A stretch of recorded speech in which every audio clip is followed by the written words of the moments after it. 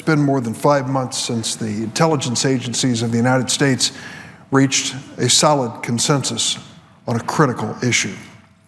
The agencies presented to the American people 5 months ago their damning assessment that Russia actively tried to interfere in our last presidential election to help elect someone they thought would be a better friend to the Russian interest. I think it's important to recall some of the key findings by our own intelligence agencies on a virtually unanimous basis.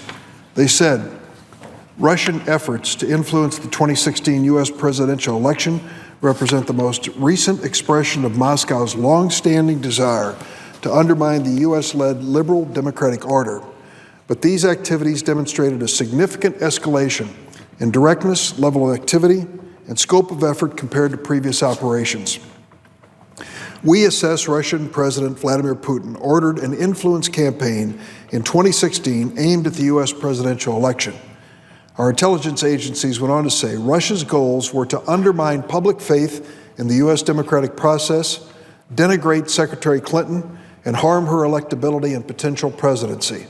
We further assessed that Putin and the Russian government developed a clear preference for President-elect Trump. Moscow will apply lessons learned from its Putin-ordered campaign aimed at the U.S. presidential election to future influence efforts worldwide, including against U.S. allies and their election processes. Mr. President, we've never seen anything like this in our history. Nothing. What Vladimir Putin did or tried to do was staggering, momentous, and something we should not ignore. A foreign adversary intentionally manipulated America's democracy and election to try to get a result friendly to Russia, but not consistent with American public opinion. That was his goal. The dictionary defines an act of war as an act of aggression by a country against another with which it's nominally at peace. Was the Russian attack on our election an act of war? It sure seems close to the definition. At a minimum, it was an act of cyber war against America and an attack on our democracy. It should not go unanswered.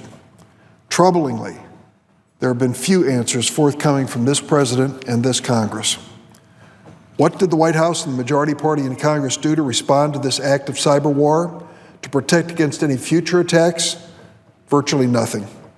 As more and more questions have emerged about possible collusion between the Trump campaign and these Russian actions against our election, possible Russian money and the president's business interest, and troubling ties between those close to Trump and the Russians, this president has instead been trying to endear himself to the Russians, incredibly. That's right, on May 10th, he had a closed meeting with the Russian foreign minister and ambassador in which the president reportedly boasted about sensitive intelligence and, this is truly incredible, also boasted about firing our nation's FBI director to relieve the, quote, great pressure, close quote, on him over the Russian investigation. In fact, he reportedly told the Russians, quote, I just fired the head of the FBI. He was crazy, a real nut job. I faced great pressure because of Russia. That's taken off. I'm not under investigation. End of attributed quote to the President of the United States. Let that sink in for a moment. The President of the United States bragging to the same people who attacked our election and democracy that he had fired the top law enforcement officer investigating that attack. Incredible, both for its obvious appearance of obstruction of justice, but also for what should have so obviously been said in that meeting instead.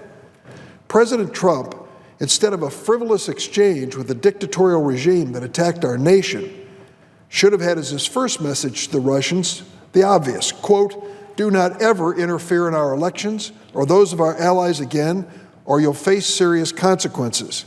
End of meeting. And then the president should have come out and relayed this conversation to the American press and to the American people.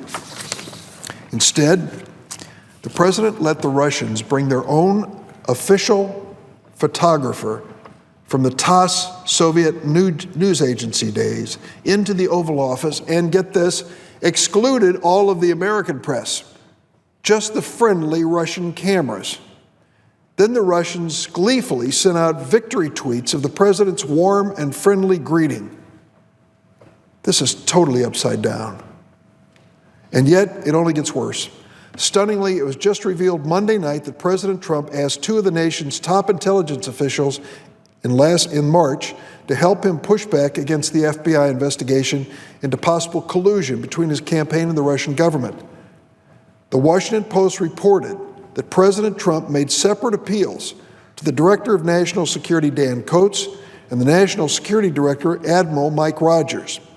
Coats and Rogers both rightly refused to comply with President Trump's request, properly deemed as an inappropriate request from the President of the United States to leaders of our intelligence gathering community. I applaud the respect of these two men for our democratic norms and system of government and their rejection of the President's reckless, selfish request. This is breathtaking.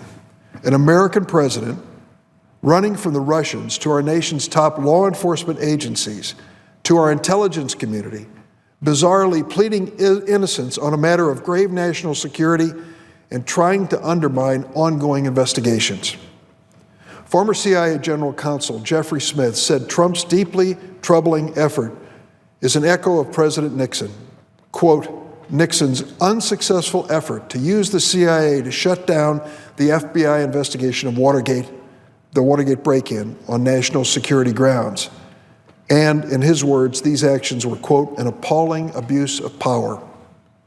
Mr. President, I had argued that Deputy Attorney General Rod Rosenstein should either appoint a special counsel to look into the allegations of collusion between the Trump campaign and the Russians, or tender his resignation. I said this after he was set up by the Trump administration to write a memo explaining the firing of James Comey as director of the FBI and giving as his reason to protect the honor and integrity of Hillary Clinton during the campaign.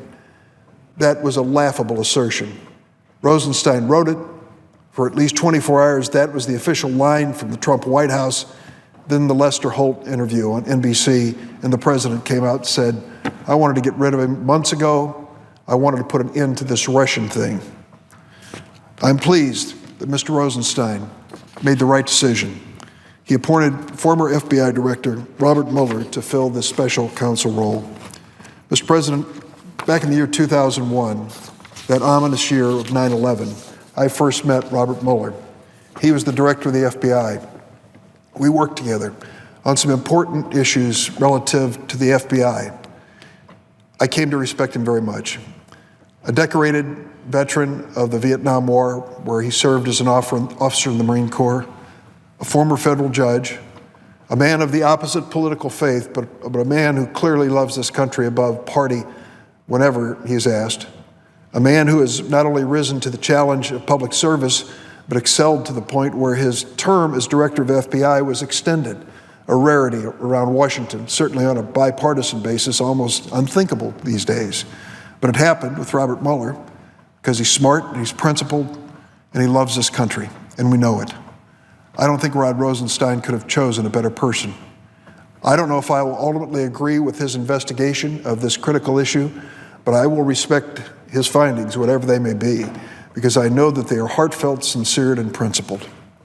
While this special counsel investigation will be critical, it's not a substitute, however, for continued congressional action as well, as some have suggested or perhaps hoped. I know that the Senate Intelligence Committee is actively pursuing this matter. I salute them for that effort. But I think we need to think about more. We need to think about an independent commission, a bipartisan, transparent commission to deal with policy questions. For instance, what are we going to face from the Russians in the next election? What did we learn in the last election to protect ourselves? A special counsel is going to focus on whether crimes were committed. But I'm deeply concerned that there may be matters related to Russia's attack that may not involve crimes themselves, but should be made public to the American people. It's Congress's responsibility, just as it was after the September 11th tragedy, to make sure the American people know as much as possible. In a democracy, that's how it works. Former Watergate investigator Scott Armstrong made this point in an op-ed in Sunday's New York Times.